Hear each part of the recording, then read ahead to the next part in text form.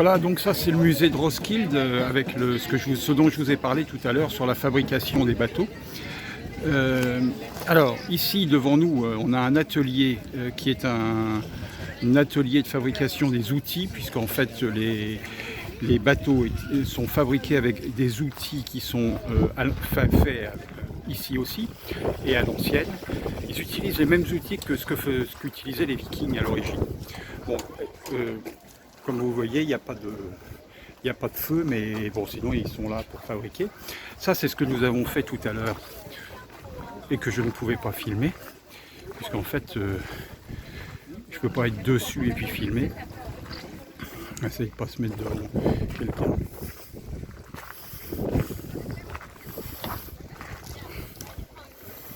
Donc le principe est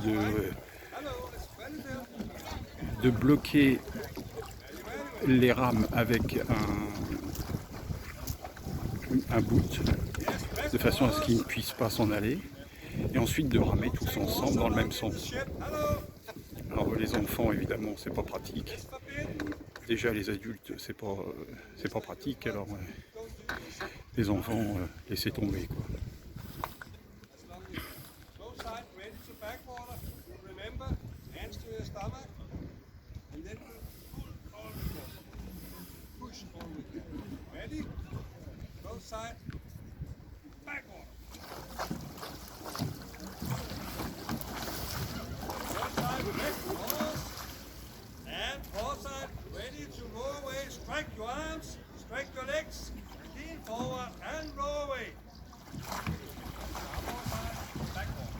C'est très très maniable.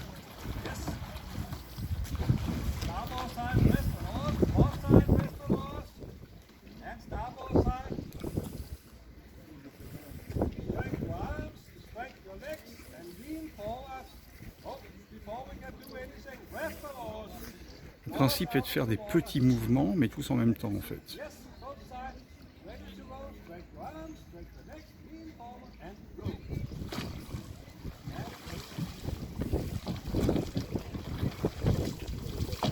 C'est pas mal du tout.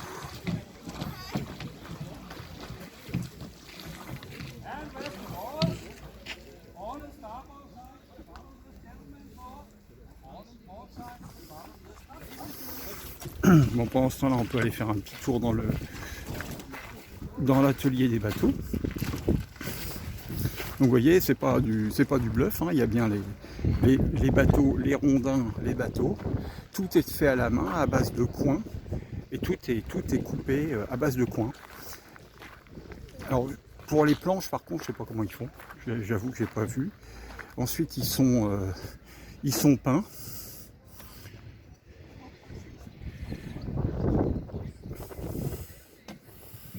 Et ensuite, ils sont étanchés et testés. Il y a un endroit là pour monter, on va monter. Et on va voir le bateau qui va s'en aller. Peut-être on aura l'occasion de les voir monter la voile.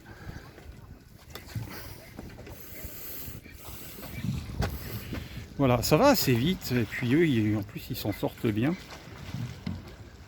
C'est très beau. Très élégant. Enfin, moi, je trouve ça élégant.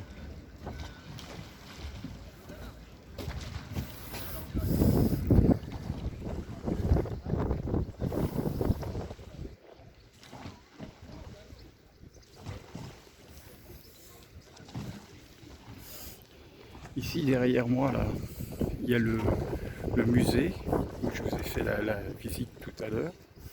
Et donc là ici, donc tout le musée de fabrication avec les planches de bois et l'atelier qui est derrière.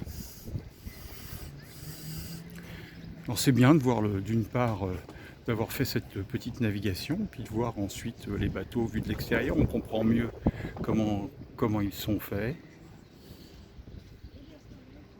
Voilà, ils sont déjà bien loin.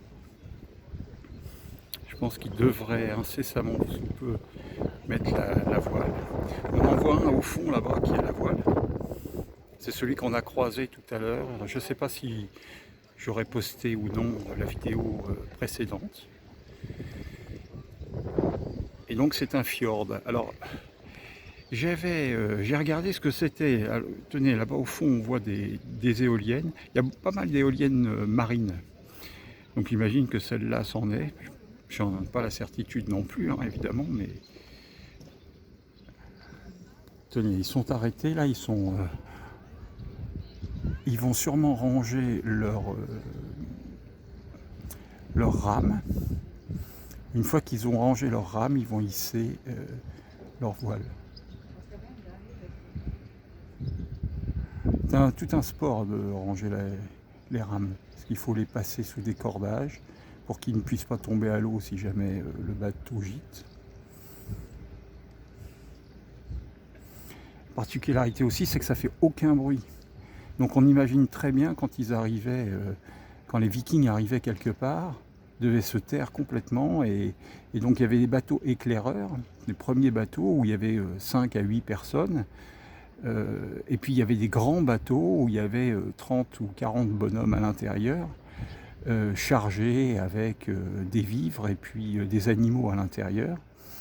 Et quand ils arrivaient sur un lieu, comme il ne faisait pas du tout de bruit, ils envahissaient immédiatement la zone, ils s'installaient, et puis ensuite, pour les chasser, ça devenait très compliqué. Hein, parce que c'était un peu des...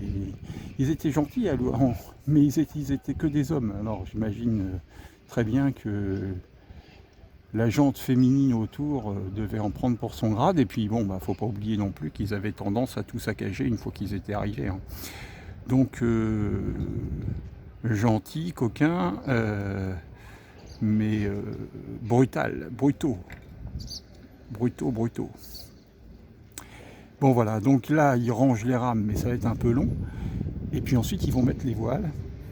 Et en fait, bon, comme on voit le bateau là-bas, ça fera un peu ce même résultat. Et comme on a eu le résultat du bateau sur lequel on était, je pense que je peux en rester là.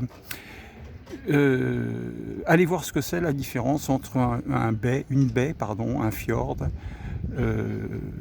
une crique. C'est assez intéressant de se rendre compte de ça. Voilà, à bientôt. Bonne continuation à vous.